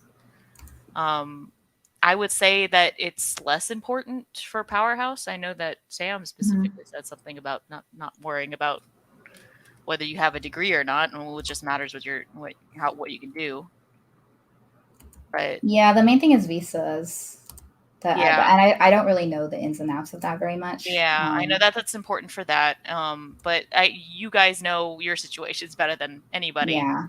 But I would say, like, as for if you're in a situation where you don't need to get a degree to get where you need to go and do a job, you might not necessarily need the degree to get the job. Mm-hmm. If that makes sense. I don't regret art school because I went to the Watts Atelier, so it's not accredited. Like, I don't have a degree in anything. But I learned a lot there. I did a lot of figure drawing. Mm-hmm. So I'm glad I went, but a lot of people I talked to about art school are not glad that they went, and now they have a lot of debt. Yes. And also, you know, if you every day, like, try and draw stuff like the list of people in the top left corner, like, I don't think art school is really going to teach you any of those names, right? Yeah. And that's the stuff that we're looking at. Mm-hmm. But art school might, you know, teach you how to draw from life, and you know, perspective is obviously good to know. You need it for everything. Yeah, I think art school. Sorry, go ahead. No, it's okay. Go ahead. I think art school gives you like an impression of what it might be like in the industry. Like if you go to OCAD and study game art, you'll get to 3D model and concept design and animate a little bit, but it's not going to give you an idea of what it's actually like to do that professionally necessarily. Mm-hmm. You know, I think most of the study that you do to learn that stuff is pretty much completely on your own. Mm-hmm. Yeah, sorry for interrupting. That's okay. And even then, I went to LCAD very early on in its game art career. And they didn't have much for me for concept. I learned more 3D when I was there than I did concept. And then whatever concept artists that just happened to be teaching that year just came through and just took us by storm, whoever managed to get into the class, and then left. So, but that was a long time ago, and it's in a huge better place right now. But you just got to be aware of that when you're getting into those situations in terms of art school. You'd be like, okay, is this a fresh major? What am I paying for? You have to kind of look, instead of just kind of rolling into art school because it's expected of you. Be aware of your situation. Be aware of the debt you're racking up. That sort of thing. Yeah. Is it worth your time? Is it worth your time? Yeah, Watts was pretty inexpensive. So yeah. So it makes sense. The most expensive thing is living in Oceanside. Yeah. But it was nice there. But... Yeah. Oh my gosh, the beach. So nice. But I think that if you sit down and, like, I don't know, animate a walk cycle or draw a full turnaround or something, you're going to probably learn a lot from that. I just don't know what they teach in art schools, so because I never really went. I mean, they'll teach you turnarounds, but it's not going to be specific to what we do a lot of the times, because a lot of what we do is very, very, very specific. So, and a lot of people learn all of that off of the internet these days. And you're like, okay, well, can I get all of that information off the internet? Am I that self-sufficient? There's a lot of Discords out there that you can study in. Whether you feel like you work better, whether you're self-sufficient or not, and whether you need the camaraderie of a school, or you just work better with those kind of deadlines being set. It's a whole different situation. So I think you just need to be very aware of yourself when you're going into those. Yeah. If I were to do it again, I would not go to an accredited art school, but I still would probably choose to go to the Watts place because, again, I learned a lot and I'm not in debt. And I would love to go to Watts. Are you, Christian? What? Great question. Yeah. Wait, did you ask me something? Oh, no, I said I met you. Oh, yeah, I met you there. Yeah. I saw Jeff this morning, by the way. Oh, really? Yeah. I was showing yeah, he's good. Yeah, he's doing well.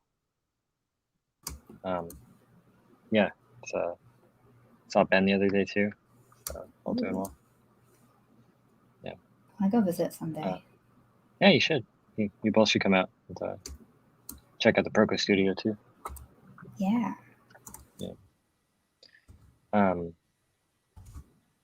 Does not having experience in a specific program the job requires hinder your chances? Example, Photoshop or Toon Boom? Mine's Studio. The heck is Photoshop? I I walked in here knowing nothing about Clip Studio, and Katie was just like, "No, we're in Clip Studio." I'm like, "Okay."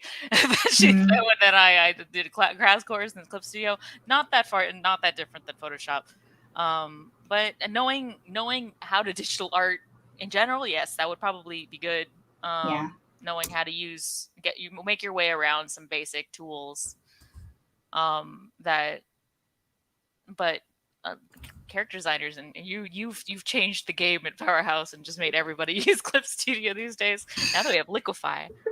It's because we do everything pixels. So all right, here's a line, right? I'm drawing up in the corner. If you zoom in on this line, it's all pixel. It's a what is this? This is anti-alias. Yes. And then this is alias, right? Yes. So all of our model sheets are this. Or alias. Like all of our model sheets are pure pixels. Mm-hmm. And then the problem with Photoshop is that it kind of gives you a stair-steppy effect. So when you're drawing, it's like you're drawing a straight line and it kind of does this. And in Clip Studio, it's more buttery. And in Clip Studio, you can use vector, so you can transform these without it getting all jaggedy. Mm-hmm. And Clip Studio also is used in the animation industry in like Japan and Korea, because it's got a sister program called Retas, RETAS, but they use Clip Studio too for animation, straight up like start to finish sometimes. So it's just good to know. Obviously, you can do your concepting in whatever program you want, but for cleanup, we prefer Clip Studio. It's just smoother. For backgrounds, I think it's just like blend. For backgrounds, it's still Photoshop.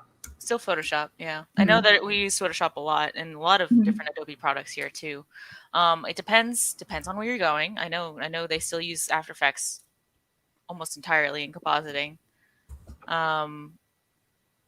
But I also love that one feature in Clip Studio where basically you can lasso any part of your model sheet. Like here's your entire eye call out, and you have the shading on a different layer, and you have the eye shine on a different layer. If you lasso just that one part, you can move all of them at once, and you don't have to like flatten everything. And it's possibly one of the best things about it. It's so easy. Yeah. There's a lot of little quality of life things in Clip Studio. It just works out better. Yeah, I guess it depends. Like, if you're going to be a 3D person, then you should probably know 3D programs. But for art, I think as long as you do any kind of digital art, you can probably adapt to any program pretty easily.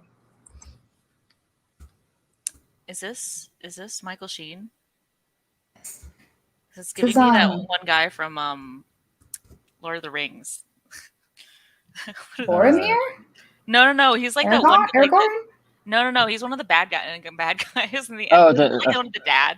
Eats a Boromir's tomato. Dad, right? Yeah, Boromir's dad. Yeah. Yeah, he eats a tomato. Yeah. It's a tomato then. It's a cherry tomato. The Steward of Gondor, right? Yeah. Yeah, well, Pippin sings the song. Yeah, exactly. It's giving me that guy. Where's Michael Sheen in that scene? Yeah, geez. I'll need more Michael Sheen. Clip Studio was in fact easy to learn. Yes, I saw that on the chat. It's very similar to Photoshop. Yeah, just make your shortcuts all the same. Yeah, exactly. They keep on you could just take a Photoshop file, drop it in Clip Studio, and it works. Mm-hmm. Miracles. You can take your brush from Photoshop and drop it in Clip Studio. It works. Don't know why. It's just amazing. You can take your gradient maps now and the new update yesterday. Exactly. Clip Studio is just like you like Photoshop. Well, guess what? You like us too. Yeah, every day Clip Studio steals Adobe's power. It just like sucks it up. It all. Mm-hmm. It's Denethor is the guy. Is the tomato man? You're right. Yeah. I love how tiny his hand is. It's pretty tiny. I'll zoom it out. He's like holding a small ball. He's just like, yes. There. Now his fingers are just huge. What's a tomato look like? No. I suppose that's good enough. I bought the tomato. I'm kind of a biased person to ask this question, but are there any great online communities you'd recommend to help learn art, ask questions, and get feedback? Reddit isn't particularly helpful for me. Proko's great. Proko's pretty cool. Proko's great. Yeah. Twitter's not great. Twitter's not great. Twitter's not great. Well, it's just you can't search anything. It sucks. Yeah, it's just tough. There's a lot of stuff on YouTube. Yeah, there's a lot. The amount of. I mean, there's a lot of stuff on YouTube that's not super helpful, but like, there's just a lot of stuff. There's a lot more out there these days. It's great. I think Proko's doing a great job starting it off, making a new community for this, because I don't know. We used to go to Tumblr. You actually used to search through tags, but that's dead. And God, it's not dead, but yeah, Tumblr used to be good too. Tumblr used to be good.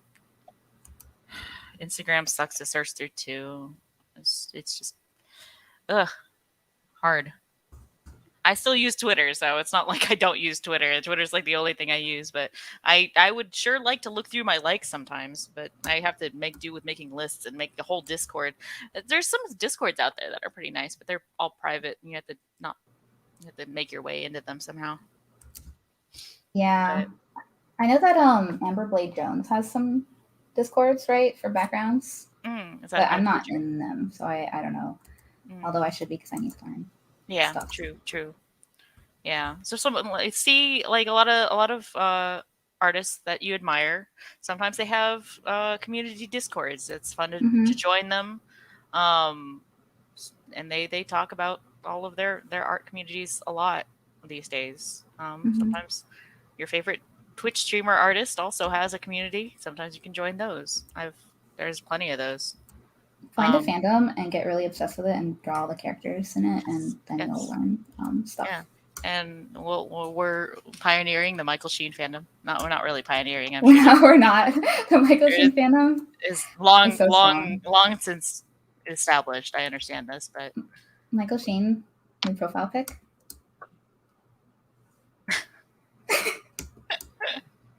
All right, did you make that tomato, the VeggieTales tomato? Yes. Nice. I like it. I like how it was just a floating head. But... when working on a concept, do you work better with many layers, or do you try to keep it limited to a set number? One layer.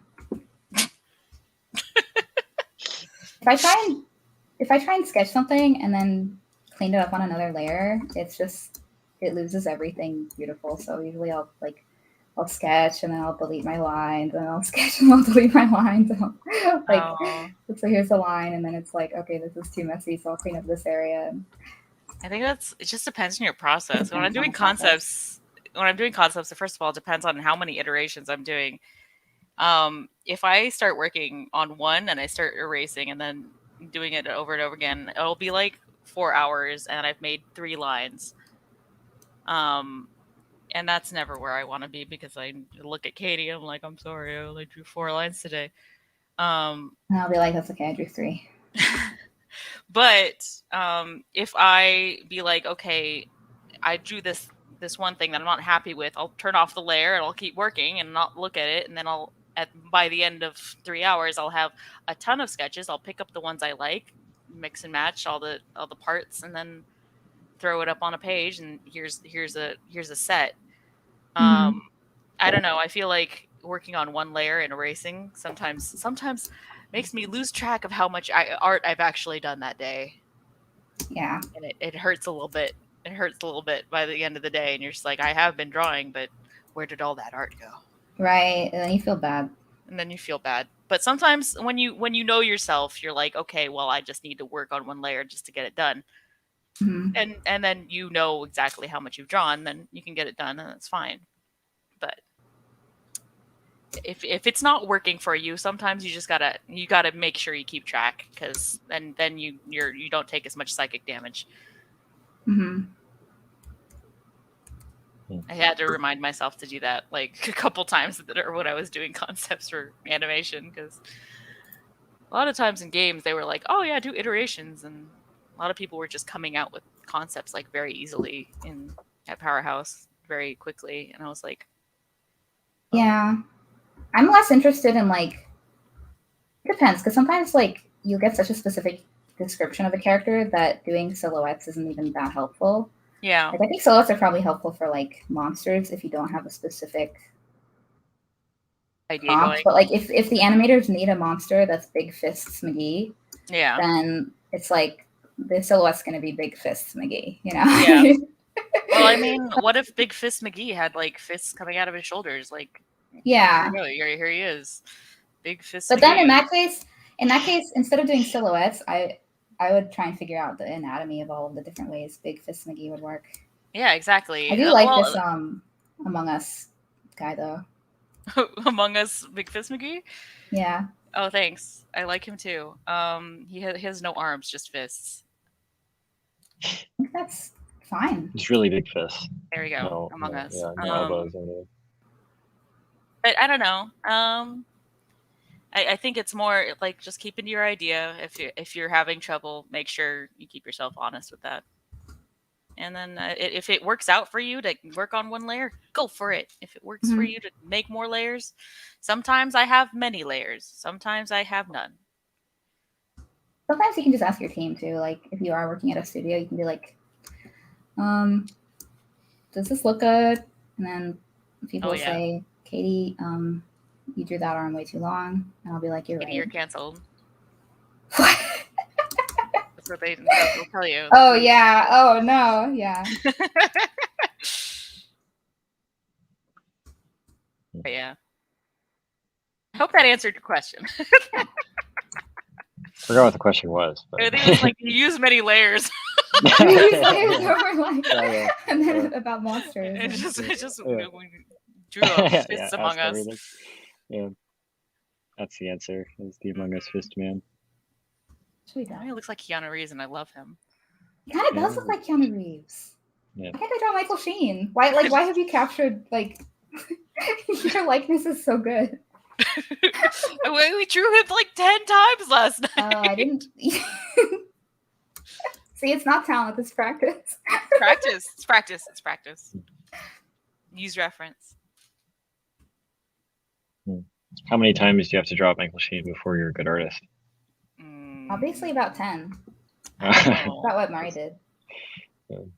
Mari's already a good artist. So I don't know. You already have good taste when you've drawn Michael Sheen once, so. Yeah. Even if you think about drawing him, they're great taste. What kind of toilet paper is best for artists to use in their bathroom breaks? I like Charmin Ultra Soft. Yeah, don't skimp on your plies. No, that's not a good idea. You just get sad. That's like the luxury that you spend money on if you can. Yeah, there's plenty of things to save money on. Don't save money on toilet paper. Is a luxury that you just you can treat yourself. Mm-hmm. Does having better toilet paper make you a better artist? I think so. It's the mindset. It puts you in the grind set. Right. Mindset? The grind set.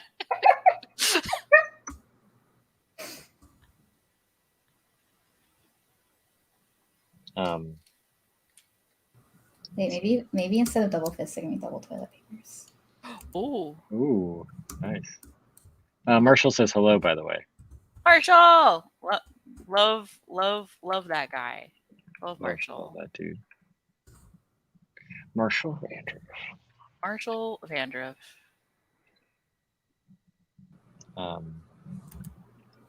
This one's kind of a long question, and it's related to the pipeline. Let's see. I was wondering concerning the design of Netflix's Castlevania, how the pipeline has been established so far in your production, how many artists were involved in the R&D of each characters, locations, how many were involved in bringing them to life with animations and execution. That's a tough one. That's a lot of people are animating. A lot of people are animating. A lot of people are doing boards. Yeah. Initial R&D, it depends. Like sometimes multiple artists will take a stab at it. Sometimes it'll just be one artist. Like Barney, I did 2 sketches, and they're like, put the effed up sock of this one on the one on the left, and there's Barney. So sometimes sometimes you do 12 passes, but most of the time, pretty straightforward, I guess. But and then animating is obviously there's a lot of It's a whole other department full of whole other people. And then BGs, and then we have 3D people now too. Post production. So many. There's so many. Yeah, 3D people like who actually exist in the world and aren't 2D. Yeah. I don't know. We as character designers, I feel like a lot of times we go one each, but yeah, usually it's, I don't know, it just depends. Depends on the importance, depends on how long we have for it, depends on whether we're getting it in the first pass or whether we need more time. I don't know. Yeah. Do you guys feel like you had a great deal of creative freedom on the process? I think so. Yeah. Thanks, Katie. What? Thanks, Katie. You're my supervisor, so I have a lot of creative freedom. If you make me laugh, I mean, yeah, I think so. Like when you do character design, you're not just like doing silhouettes and concepts. Usually, the character already has a backstory and a whole story progression. So then you have to design around that. But within that, I think we get a lot of freedom. So just in general on our shows, I think we do. Nice. A lot of our higher ups are like, damn, values our aesthetics a lot, and we all just kind of vibe. It's pretty fun. Like you'll even post just a little prop sheet, like a little log or bundle of sticks, and your director will still be like, "Looks great. Look at those sticks." So that's pretty fun. Yeah. I mean, I'm sure that's not everywhere. But I'm not sure. Yeah, I've only ever really worked here, so. I've worked at other places. That's not always everywhere, but we've been very blessed here to have just a really just cool group of people that just really appreciate what everyone does. Don't give me a prompter. I'm gonna keep drawing toilet paper. What position of toilet paper is better for? Like, is it under or over? Over. Yeah, it's over. Okay. Yeah, I would say over. Yeah, that's true. I'd say most people would probably agree with that. Definitely over is one of those issues because I have cats. I don't know whether she's playing right now, but and cats like to do that thing where they do this for over, and they just spray the toilet paper everywhere, and it goes. Yeah. It's a downside, but thankfully I've not had a cat that has discovered this talent yet. Not yet. And I don't have to worry about it yet. Should I? Can you guys draw anime Stan and Marshall? Okay, let's get some reference. Okay. We were one of our coworkers noticed that Proko that Stan looks a little bit like Michael Sheen a little bit, just a little, like proportion wise, a little bit like Michael Sheen last night. A little bit. And it's been making me laugh ever since. Yeah, I'll tell him that. We'll be like, who? I have no idea who that is. I've never heard of him before, ever.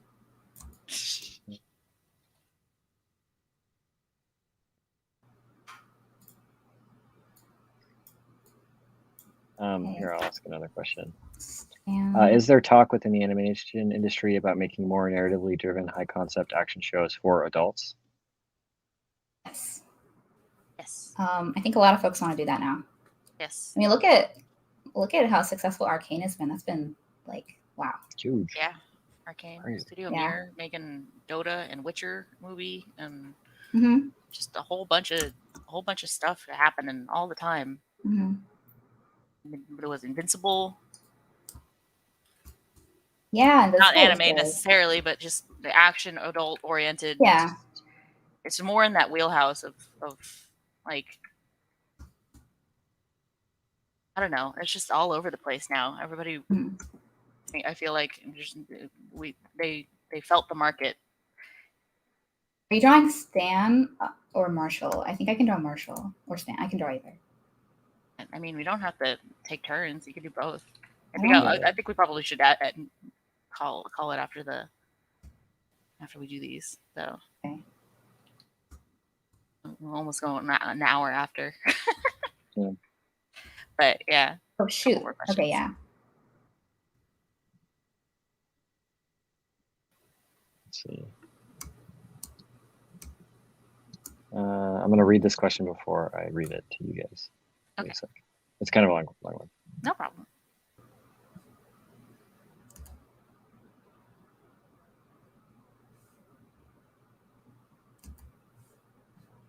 Okay. Hello. I am a product designer working in tech. Chose design over more illustration-based careers, concept art as a career choice. And I often find myself creatively drained and not able to work on personal projects as my day-to-day job takes a lot of my creative energy. My question is, do you feel that your career work affects your creative energy positively or negatively? And if it affects you negatively, what do you do to counteract it? And what would be the ideal balance for you to have a successful career and still feel creatively fulfilled? That's tough. I don't think I figured that out yet. Yeah, me neither. I used to be completely self-employed for the longest time. So, not having that like freedom of like when to set my hours in terms of like I don't know. It just a lot of the time I couldn't tell the difference between what I was drawing for fun and what I was drawing for work.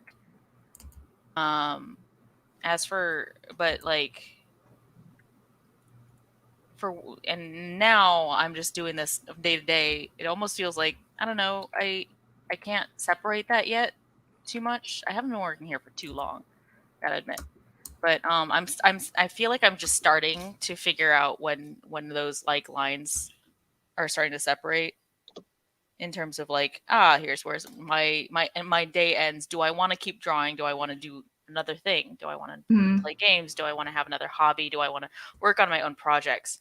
And a lot of times I just don't have enough mental energy to work on another project. And sometimes you just gotta, okay, well, can I plan for that in the future? Can I work on a little bit at a time and just extend it? Because my mental energy really is more important to save and not overtax. Yeah, I've got that too. Mm-hmm. I do other hobbies, but yeah, it is tough though.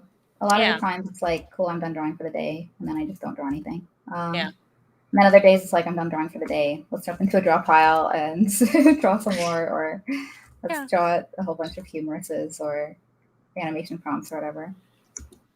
Yeah, well, and it's still a job, right? It's not like, I mean, it's awesome, you know. I know you guys love your jobs, but it's still work, you know. And sometimes when you're just thinking about like, I need to be thinking about design all day, and it's just like really like thought intensive and all of that stuff. And then, but sometimes you don't need to think too much on the day's work. It's mostly just like, I need to make sure these lines are clean, and just busy work. Mm-hmm. And whether that is taxing in I'm tired of drawing, or I need to turn my brain off. There's like different. You just gotta know the signs. Don't overwork yourself at that point.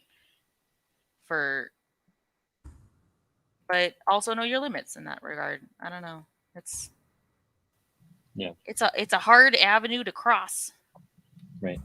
Well, and I feel like a lot of people, you know, they see you know, guys like you know, working in the animation industry or games or movies or something, and they're like making really, really cool projects. Mm-hmm. But it's still like the day-to-day of it can be kind of tedious sometimes. And, I think, you know, maybe the grass is always greener with those sorts of jobs. I haven't really worked in entertainment myself that much, but at least that's a little bit of the impression I get. Yeah, I think sometimes like I've been really blessed to work on some really cool projects while I've been here. It's like one of the blessings of working at Powerhouse. Everybody's like, let's work on a cool project. But sometimes there's projects that you just like. It's just it's a job, and sometimes it's a little bit more draining than others. I really like days when I just get to do little props and draw a little wheelbarrow. I mean, not a wheelbarrow. That's like perspective. Fruit. I'll draw fruit. Yeah. Sometimes that's the days that you value the most, are the ones where you can just turn your brain off and just work. Mm-hmm. And when it doesn't have to be more than that. But yeah, I wish I. Oh, go ahead. No, it's okay. You wish that you what? Oh, I wish I had more of an answer for that. It's an interesting conundrum. You guys want to talk about your hobbies outside of the drawing? Because I know, Katie, you do leatherworking and stuff. Yeah. Yeah, I'm making my brother a dice tray. Oh no! Nice. She might be watching. Oh no. Yeah. Scrub that from the record. Yeah. It's live. I'm trying to learn Japanese right now. Oh yeah, Katie's. And I'm trying to get full. Amazing. And that's about it. She's been at it.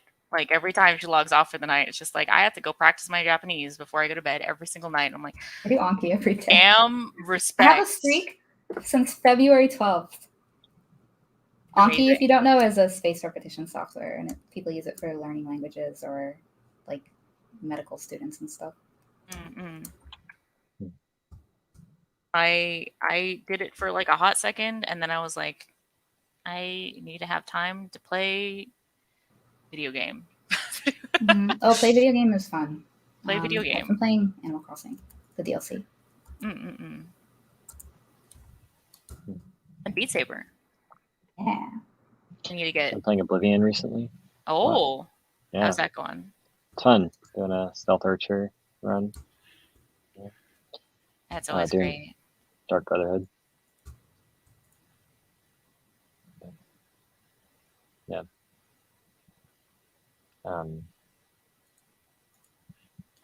Let's see.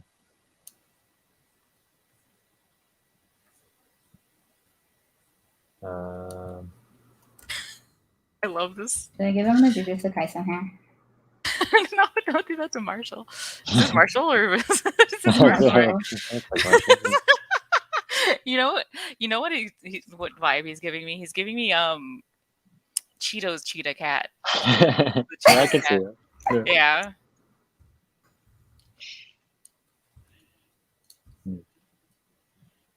Here's a tip for drawing anime. Draw a nose like this, and draw a mouth like this. And then draw an eye that's really complicated, right? Yeah. And then realistic ears. And then draw the most realistic ear you can possibly draw. So every line. I went too realistic. The rule for anime is that every line that you didn't draw on the nose, you have to put in the ear. It's equivalent exchange. Equivalent exchange. Yeah, otherwise your drawing will combust. There, I've simplified it. I gave him too many eyelashes, although I work on Castlevania. But you drew some nose, so like I erased it. There's less nose. Yeah. So now I have to draw ear. There always has to be a balance. It is an equivalent exchange. You're right. Sam's ears are very specific. The ears are just like right next to the eyes. Oh, you're right. I didn't draw the eyes big enough. Well, it depends what anime style you're going for. You can. It's true. This is pulling a Satoshi Kon. This is kind of Shuko Murase.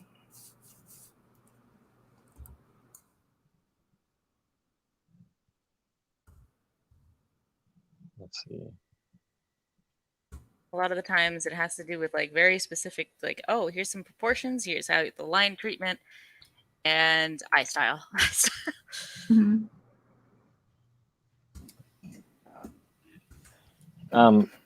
Let's see. Somebody's asking about the in-betweening department because they're interested in doing in-betweens. I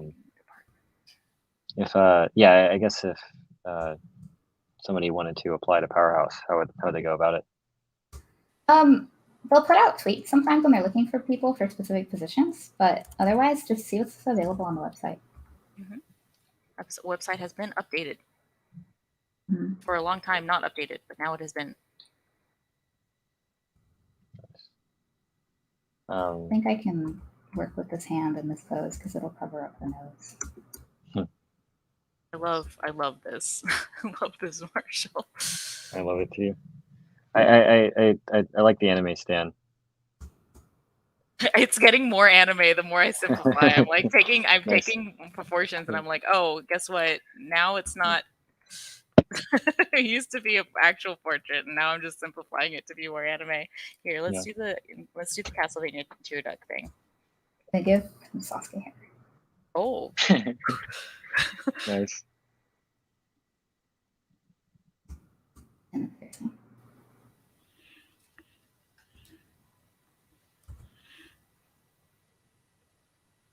Any last question while we finish these out?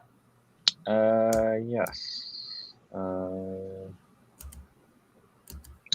If you could have worked on any animated show you watched as a kid, what would it be?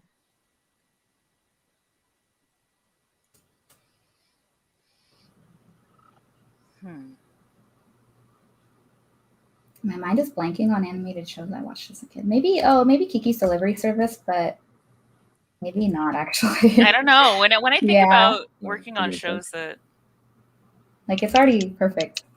Yeah. Huh. I mean, the thing is that I watched very specific shows when I was a kid that like they influenced me, but like I don't know if I work like I watched a lot of Dragon Ball Z. Mm-hmm. I don't know if I work on it. I liked Avatar: Last Airbender quite a bit. But, Yeah, I like that show too. I like that show too. I watched a lot of Cowboy Bebop on Adult Swim. That would have been fun. Yeah. Man, so many. Cool. Well, do you guys have any other closing thoughts or anything? I'm sorry for the cursed content I've drawn on this page. Follow me on Twitter. My name is here. I'll write it out. All right, here. It's a mixture of my first and last name, Mari Arakaki. That's my Twitter. It's also on Instagram, but don't follow that. It has about a 10-year-old picture of a cat that I used to know.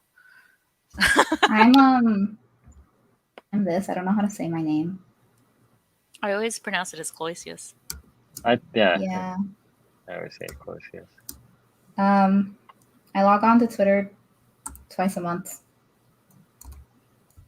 But yeah, if you ever have questions, I guess like I'm happy to answer it, as long as you don't mind getting the answer in 2 months when I log into Twitter. Yeah. Also, watch their shows. Too. Oh yeah, watch our shows. Yeah. And if you already did, thank you. Yeah. If you already did, draw fan art. Yeah, we love to see fan art. We love fan art. Nice. Yeah, well, I guess the thing you promote is just the Powerhouse shows, right? Yeah. Yeah. Cool. Alrighty, sweet.